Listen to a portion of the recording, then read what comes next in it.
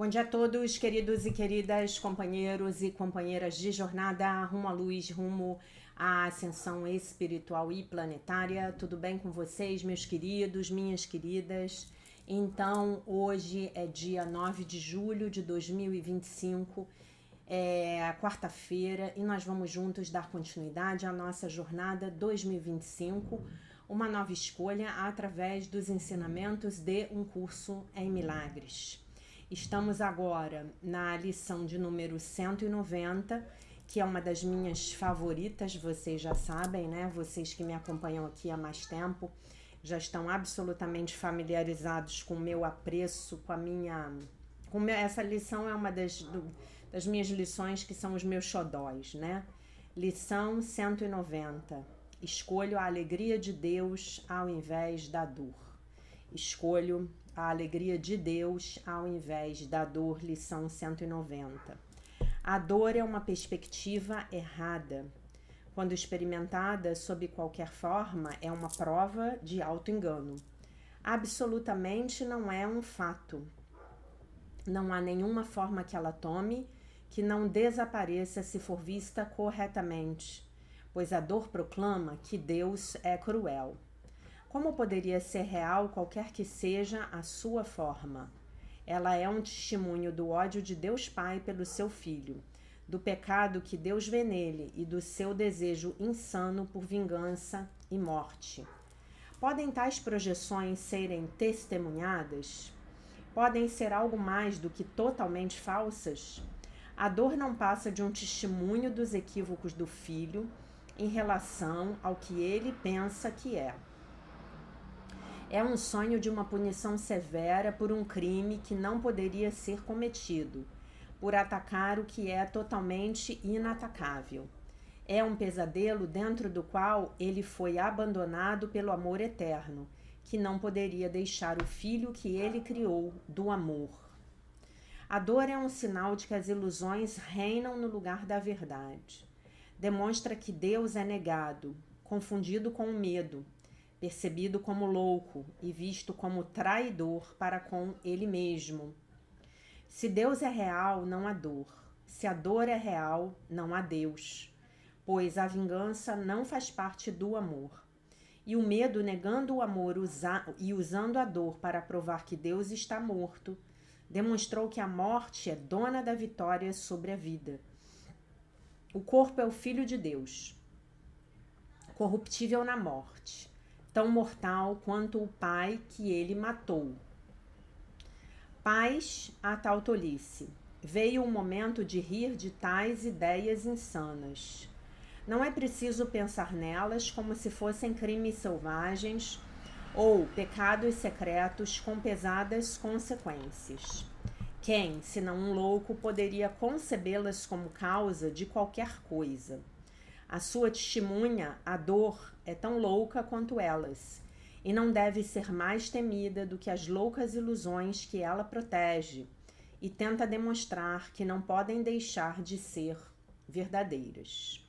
Só os teus pensamentos te causam dor. Só os teus pensamentos te causam dor. Nada exterior à tua mente pode ferir-te ou machucar-te de modo algum. Além de ti mesmo, não há causa que possa te atingir e trazer a opressão. Ninguém, além de ti mesmo, te afeta. Nada no mundo tem o poder de deixar-te doente ou triste, fraco ou frágil. Mas tu és aquele que tem o poder de dominar todas as coisas que vês, meramente reconhecendo o que és. Quando percebes o quanto são inofensivas, elas aceitarão a tua santa vontade como se fosse a sua. E o que era visto como amedrontador se transforma agora numa fonte de inocência e santidade. Meu irmão santo, pensa nisto por um momento. O momento que vês nada faz, não tem efeitos em absoluto. Representa apenas os teus pensamentos. Então, deixa eu ver aqui se eu não me perco onde eu parei. Nada no mundo tem o poder de deixar-te doente ou triste, fraco ou frágil, mas tu és aquele que tem o poder de dominar todas as coisas que vês, meramente reconhecendo o que és, né? O que somos, os filhos de Deus. Quando perceberes o quanto são inofensivas, elas, as coisas que vês, aceitarão a tua santa vontade como se fosse a sua, a dele. O que era visto como amedrontador se transforma agora numa fonte de inocência e santidade. Aqui eu não sei se é eu falei que é a sua, que é a de Deus, não sei não. Não sei se é das coisas. Depois a gente confere isso lá no Tom Wakechild, tá? Talvez seja um erro de tipografia. Meu irmão santo, pensa nisto por um momento. O mundo que vês nada faz. Não tem efeitos em absoluto. Representa apenas os teus pensamentos. E mudará inteiramente quando escolheres mudar a tua mente e optar pela alegria de Deus como o que realmente queres. O teu ser é radiante nessa alegria santa, inalterado e inalterável para todo o sempre. E negarias a um pedacinho da tua mente a herança que lhe é própria, mantendo-a como um hospital para a dor, um lugar doentio, ao qual as coisas vivas têm que vir para morrerem no final? O mundo pode parecer causar-te dor. Sim, né? Para todos nós, ele realmente nos parece. Mas como ele mesmo não tem causa, o mundo não tem poder de causar. Como o mundo é uma ilusão só pode causar outra ilusão, não pode causar nada que seja real. É o princípio de as ideias nunca deixam a sua fonte, tá? Como um efeito não pode produzir efeitos. Como uma ilusão, ele é o que desejas. Teus anseios teus anseios vãos representam as suas dores. Os teus estranhos desejos trazem a ele sonhos maus. Os teus pensamentos de morte o envolvem no medo, enquanto no teu perdão benigno ele vive. A dor é o pensamento do mal tomando forma e operando danos na tua mente santa. A dor é o resgate que alegremente pagaste para não ser livre. Na dor nega-se a Deus, o Filho a quem ele ama. Na dor o medo parece triunfar sobre o amor e o tempo substituir a eternidade e o céu. E o mundo torna-se um lugar amargo e cruel onde reina a tristeza. E as pequenas alegrias desaparecem diante da investida da dor selvagem que aguarda para pôr um fim a todas as alegrias na miséria. Desiste das tuas armas e vem sem defesas ao lugar quieto, onde a paz do céu, enfim, mantém todas as coisas serenas. Desiste de todos os pensamentos de perigo e de medo. Não deixes nenhum ataque entrar contigo. Desiste da cruel espada do julgamento que estás apontando para a tua própria garganta e deixa de lado os agonizantes atos de agressão com os quais buscas esconder a tua santidade. Aqui compreenderás que não há dor. Aqui a alegria de Deus te pertence.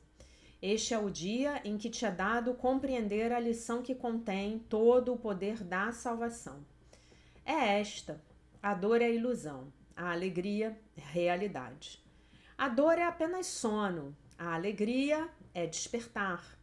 A dor é engano, só a alegria é verdade. E assim, mais uma vez, fazemos a única escolha que jamais pode ser feita. Escolhemos entre as ilusões e a verdade, a dor e a alegria, o inferno e o céu. Deixa que a nossa gratidão pelo nosso professor nos enche os corações, ao estarmos livres para escolher a nossa alegria ao invés da dor, a nossa santidade no lugar do pecado, a paz de Deus ao invés do conflito e a luz do céu em troca da escuridão do mundo. Eu escolho a alegria de Deus ao invés da dor. Eu vou fechar essa lição hoje lendo de novo a oração do dia de ontem, tá? Como não tem oração hoje, eu vou ler de novo a oração da lição de ontem, que é belíssima. Vamos orar juntos. Pai, não conhecemos o caminho para ti, mas chamamos e tu nos respondeste. não interferiremos. Os caminhos da salvação não são os nossos, pois pertencem a ti, e é em ti que procuramos por eles. Nossas mãos estão abertas para receberem as tuas dádivas. Não temos pensamentos separados de ti, e não alimentamos crenças a respeito do que somos, ou de quem nos criou. O caminho que queremos encontrar e seguir é o teu, e pedimos apenas que a tua vontade, que é também a nossa, seja feita em nós e no mundo, para que ele se torne uma parte do céu agora. Para que o mundo se torne uma parte do céu agora. Amém. Escolho a alegria de Deus ao invés da dor. Essa lição que é a cura para todos os nossos problemas, né? É uma lição praticamente também tabajara. Seus problemas acabaram, né? Sempre que nos virmos na dor, podemos repetir essa lição. Agora, eu escolho a alegria de Deus ao invés da dor. É uma escolha que eu estou fazendo, é uma escolha consciente. E quando eu falo isso para o universo, né? O universo não tem como a não ser dobrar-se. Não tem outra alternativa a não ser dobrar-se à minha vontade. Porque eu sou o poder no meu mundo. Quando eu me lembro de quem eu sou, eu comando a minha vida a partir da minha mente certa. Por quê? Comandando a minha vida eu já estou. Isso é um fato. Criando a minha vida, eu já estou. Ok? Então, tenho feito isso a partir da minha mente errada. Escolho então fazer isso a partir de agora, a partir da minha mente certa, tá bom? Vamos passar sem mais delongas para a leitura do livro A Linguagem da Liberdade de Melody Beattie. Texto do dia 9 de julho, Gastando Demais, Gastando de Menos é o título. Eu costumava dar surras mortais no meu marido com o meu cartão de crédito. Isso me fazia sentir como se eu tivesse algum controle, como se de alguma maneira, como se fosse alguma maneira de eu me vingar dele. Um depoimento anônimo, né? Ai, gente, nunca tive um marido na vida para dar uma surra de cartão de crédito nele, né? Que sonho, deve ser uma maravilha, né? Você aí, se teve essa oportunidade, me conte nos comentários, né? Você aí que é casada com um homem rico, um homem que te dá um cartão de crédito Platinum, me conte como é essa experiência, porque eu nunca vivi isso. Ah, o Espírito Santo está falando aqui que eu já vivi em outra vida. É verdade, mas foi há muitas centenas de anos atrás. Passei ao outro depoimento. Passei 10 anos comprando tudo para mim de segunda mão. Não comprei nem um par de sapatos novos. Durante esse tempo todo em que me privava, meu marido estava jogando, especulando em negócios arriscados e fazendo o que queria com o dinheiro. Aprendi que quando decidi que merecia ter as coisas que queria e resolvi comprar algo que desejasse, havia algo suficiente para isso. O problema não estava em ser econômica, estava em sacrificar-me, em fazer-me de mártir, anônima. A mentalidade do mártir, tá? Hoje não dá, mas a gente vai falar um pouco da mentalidade do mártir. Ela é um pouco diferente da mentalidade da vítima, tá? Mas vale muito a pena, nesse ponto da nossa jornada que a gente está, a gente falar da mentalidade do mártir, tá bom? Basicamente eu preciso me sacrificar pelos outros, para que eles então gostem de mim, me aprovem e me aceitem, tá bom? Comprar compulsivamente ou gastar demais pode dar-nos um sentido temporário de poder ou satisfação, mas assim como em outros comportamentos descontrolados, tem consequências negativas previsíveis. Gastar de menos também pode fazer com que nós nos sintamos vítimas. Há uma grande diferença entre gastar responsavelmente e privar-se como mártir. Há uma diferença em tratar bem de nós mesmos financeiramente e gastar demais. Podemos aprender a discernir essa diferença. podemos desenvolver os hábitos de gastar que reflitam a autoestima e o amor próprio. Hoje, vou buscar o equilíbrio em meus hábitos de gastar. Se gasto demais, pararei e lidarei com o que se passa dentro de mim. Se estiver gastando de menos ou me privando das coisas, me indagarei se isso é necessário e se é o que desejo. O segredo aqui é sempre eu observar o que está acontecendo dentro de mim que me leva a gastar muito ou a ser avarento, né?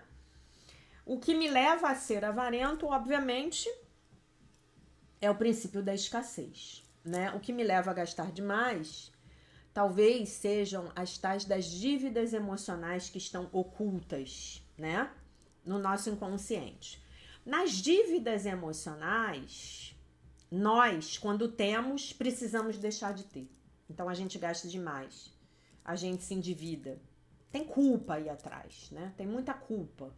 Claro que se nós formos aqui bem honestos, sinceros, com tudo que a gente aprende no curso, tudo se resume à tríade ímpia: pecado, culpa e medo. Lembrando que pecado, né, na tríade ímpia, corresponde ao nível de consciência básico, primário, mais lá embaixo. Vergonha, tá? Então tudo dentro de nós se baseia em sentimentos de vergonha, eu não sou bom bastante, eu não valho nada, eu não mereço, e sentimentos de culpa e sentimentos de medo, tá? Então basicamente é isso. Nós temos 3 grandes grupos de estados de consciência que regem o ser humano, de acordo com o curso em Milagres. Esses níveis de consciência, eles podem se travestir e aí se desdobram em mais níveis, que é o que a gente estudou lá no ano passado, na Jornada de Libertação, Cura e Ascensão, quando a gente leu o livro O Poder versus Força, do Dr. David Hawkins, tá bom? Mas, efetivamente, tudo se resume a vergonha, culpa e medo, né? Pecado, vergonha, culpa e medo, tá bom? Então, da próxima vez que você for gastar aquilo que você não tem, faça um exame de consciência para ver onde é que você tá. Se você tá na vergonha, se você tá na culpa. E da próxima vez que você não se permitir fazer um gasto legítimo, verifique o seu medo de não ter. E isso aí é o princípio da escassez. A própria Melody, eu acho que é no livro dela, Codependência Nunca Mais, ela conta uma história muito engraçada. Ela tinha um carro muito velho o carro dela. E ela todo dia no inverno, quando ela ia sair, ligava o carro, ela rezava para o carro ligar, né? Lembrando que estamos falando do inverno dos Estados Unidos e estamos falando, sei lá, de 40 anos atrás, 30 anos atrás, né? Os carros lá sempre foram mais modernos do que aqui, mas vocês imaginem que nós hoje temos mais 30 anos aí de avanços tecnológicos. E aí ela conta que um belo dia ela entrou no carro, rezou para o carro pegar e de repente ela teve uma epifania. E ela falou, mas por que eu não compro um carro novo? Eu tenho dinheiro. Por que eu não me dou um carro novo? Por que eu tô aqui com esse carro? Eu tenho dinheiro para isso. Naquele mesmo dia ela saiu e comprou um carro novo. Então talvez você esteja, talvez, eu não sei, esteja passando por isso com relação a alguma coisa em alguma área da sua vida. Reflita. Você não está ouvindo essa história por um acaso, tá bom? Vamos aqui para o nosso livro O Sucesso Sagrado, um curso em milagres financeiros. O guia de rendição do iniciante. Guia do iniciante. Como começamos a nos render? Como começamos a nos render àquilo que a vida está nos trazendo, está nos propondo. Que, como dizia a minha professora, não é nada do que eu queria que fosse. Mas é o que a vida está me trazendo. Então, eu vou me render?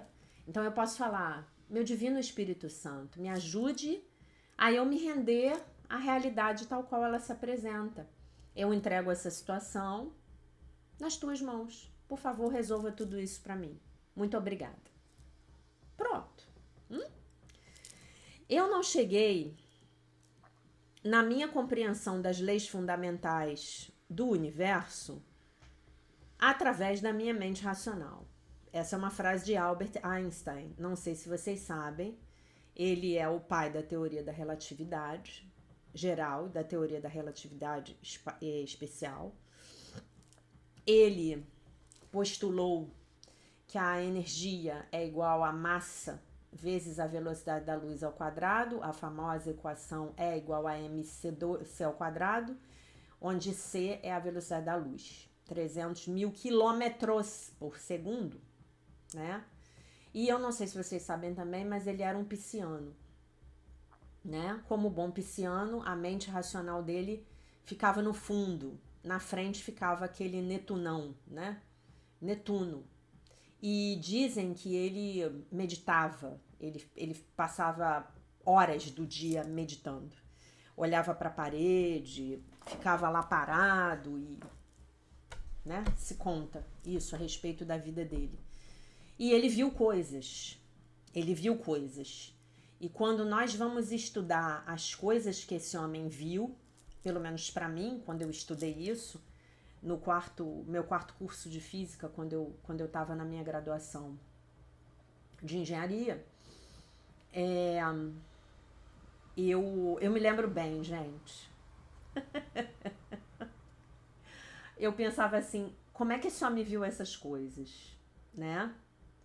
Como é que esse homem viu essas coisas? Então existe outra mente, existe outra forma de olhar para isso, isso é um fato, tá? Voltemos ao livro, porque se eu for ficar falando aqui do Einstein, eu não paro. E hoje eu não tenho tempo. Em um dos seus poemas, o poeta Rumi, poeta persa, resume a arte da rendição receptiva de forma aguda. Eu disse, e sobre os meus olhos? E Deus disse, mantenha-os na estrada. Eu disse, e sobre a minha paixão? Deus disse, mantenha-a queimando. Eu disse, e sobre o meu coração? E Deus disse, me conte o que você mantém, o que você guarda dentro dele. E eu disse, dor e lamento. E ele disse, fique com isso. A ferida é o lugar por onde a luz entra em você. Essa é uma das frases mais famosas desse poeta, né, o Rumi, né? Então, nossas dores são sagradas. Nossas dores são os meios pelos quais retornamos ao nosso Criador. Na verdade, na jornada sem distância, como a gente falou na live de domingo. Por quê? Porque nós nunca nos afastamos dele, né? Foi apenas um sonho ruim. A rendição receptiva é como você permite que a luz da cura entre nos seus lugares feridos. Você não precisa deixar a sua cidade, abandonar o seu emprego ou tirar 6 meses sabáticos. Embora isso seja altamente recomendado, não é uma opção realista para a maioria das pessoas, né? Estamos todos nisso, falamos sobre isso no dia de ontem, né? A melhor maneira de começar é encontrando curativos de quietude nos momentos frenéticos do seu dia, limpando o seu calendário de tudo aquilo que for não essencial, esculpindo um tempo estruturado para se conectar com a sua alma. Olha, exatamente o que eu falei para vocês ontem. E eu juro para vocês que eu ainda não tinha lido esse texto dela, tá? Mas, meus amores, são quase 30 anos de um curso em milagres, né? A cada manhã, a rendição pode ser um processo gradual, e foi assim para mim. Eu fiz da rendição um jogo. A cada manhã eu me perguntava, o que eu posso retirar da minha lista de afazeres no dia de hoje? Então, facilitei isso vagarosamente dizendo não às coisas que não alimentavam a minha alma. Não importava o quão lucrativas ou tentadoras elas fossem. Eu disse não para convites para palestrar, eu disse não para oportunidades de fazer conexões de trabalho, networking. Eu disse não para a escrita do meu blog, do meu periódico semanal. Eu até disse não a uma entrevista no Family Circle, Círculo Familiar. Eu imagino que o Family Circle talvez seja um programa famoso. E para novos clientes. Se alguém me perguntasse, eu estava num período sabático até um aviso posterior. Como resultado, eu tive muito tempo livre, o que, é claro, era o ponto. Mas para outros, para muitas pessoas, perdão, esse tempo livre é uma palavra suja. E eu sei exatamente o motivo disso ser assim, né? Sem a atividade infinita, nós somos deixados com um espaço vazio. E um espaço vazio deixa que apareçam sentimentos dolorosos, medo, raiva, ciúme, vergonha, autodúvida. Todos esses demônios violentos, dos quais nós tentamos escapar, né? Nos desdobramos aí para escapar, vão inevitavelmente levantar suas feias cabeças. Em vez de experienciarmos a dor, nós preenchemos os espaços. Erin, aquela cliente dela, né, rapidamente concordou. Os negócios são a minha zona de conforto. São um lugar fácil para eu estar, porque eu não tenho que encarar nada que seja assustador. A negação, entretanto, é uma autoilusão. Escapamos dos demônios, reprimimos as nossas emoções, não encaramos os nossos medos, mas esses demônios, né, dos quais escapamos, as emoções que reprimimos, os medos que não encaramos, vão continuar a prosperar e vão se intensificar. Vão tirar de nós o nosso poder pessoal, né? Porque nós não estamos olhando para eles, né? Estamos jogando tudo lá, a sujeira toda debaixo do tapete no nosso inconsciente e produzindo comportamentos autodestrutivos. Mas os exponha à luz, abrace a sua existência e inevitavelmente todos eles vão se dissipar, perdendo sua potência, se não evaporando inteiramente. Uma vez eu tive um treinador, uma treinadora de negócios, Marjorie Miller, que me disse: tudo aquilo que nós condenamos, tememos ou resistimos vai nascer, vai atrair e vai se tornar algo, né? Até que nós os amemos. Essencialmente, os nossos demônios são as partes feridas de nós mesmos que estão ansiando pelo nosso amor, ansiando para serem ouvidos e curados. E a gente fez isso na jornada de cura da criança interior, tá bom? Como é dito nos círculos de psicoterapia, para você se curar, você precisa sentir. Falamos disso na jornada de cura da criança interior. Estão lá os 365 vídeos para você fazer. Tenho vários alunos que já me escreveram me contando como foi essa experiência de chegar até o dia 365. Eventualmente, você vai descobrir como Tatiana Bradkin, uma planejadora estratégica e facilitadora de encontros, como ela fez. Eu posso experimentar um grande luto e raiva e medo. E no meio de tudo isso, eu posso saber, eu posso escolher sentir os sentimentos, porque isso é exatamente o que está se movendo através de mim. Ainda Mas, e ainda mais, sou eu... Não, e ainda, eu sou a primeira a admitir. Os negócios são difíceis de serem deixados de lado, né? A gente se vicia, né, no trabalho. Eu sou totalmente viciada em trabalho, sempre fui. Para mim é muito difícil abandonar um projeto, uma coisa que eu esteja fazendo e parar e ficar quieta. Eu sou totalmente workaholic. É difícil, né? Ou como eu escrevi num texto mais depois no meu blog. A rendição não é para os fracos. É muito mais fácil mergulhar nas coisas vãs, né? Como fazer compras online, planejar um projeto, ou fazer aquilo que a minha assistente Linda Jo Schussler se refere como o som da sirene da máquina de lavar, né? Ou então, né, você...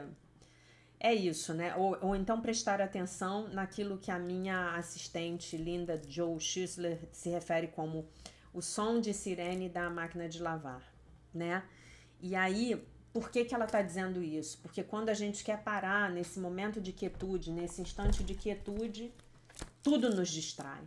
É a campainha que toca, é o filho que pede um cuidado, é o gato que mia, é o problema que aparece para você ter que dar atenção, né? Mas é isso. E aí? Vamos nos render? E ela fala algo importante aí. A gente vai se render aqui aos sentimentos. Talvez ao sentimento de frustração, de olharmos para as nossas vidas e ainda não estarmos onde queríamos estar. O sentimento de dúvida, não sei qual é o meu propósito de vida, o que eu estou fazendo aqui nesse planeta, para que tudo isso que eu estou fazendo serve. As dores, as tristezas, as mágoas, as raivas do passado. Tudo isso vem nos assombrar. São os nossos demônios pessoais, mas todos e cada um deles precisam ser aceitos e amados e integrados, tá bom? É o processo de integração aí da nossa sombra, tá bom? E isso acontece para todos nós. Isso não é uma vergonha. Ah, eu não tenho sombra. Não, eu não tenho raiva. Eu não tenho ciúme, eu não tenho inveja, eu não sou frustrado. Então, meu querido, minha querida, se você está nesse ponto da sua jornada, este canal não é para você, porque este canal não é para os fracos. Este canal é para aqueles que realmente têm a coragem de se ver, para que então possamos pedir ao Divino Espírito Santo que nos dê a coragem de mudar. Tá bom? É para isso que serve esse canal. Obviamente que nós fazemos tudo isso segurando lá nas mãos de nosso Senhor Jesus Cristo, de Deus nosso Pai e do Divino Espírito Santo. Tá bom? Então, meus amores, minhas amoras, essa era a rápida mensagem do dia de hoje. Eu deixo vocês com a paz de nosso Senhor Jesus Cristo, com um beijo imenso. E se Deus quiser, nós nos vemos novamente amanhã.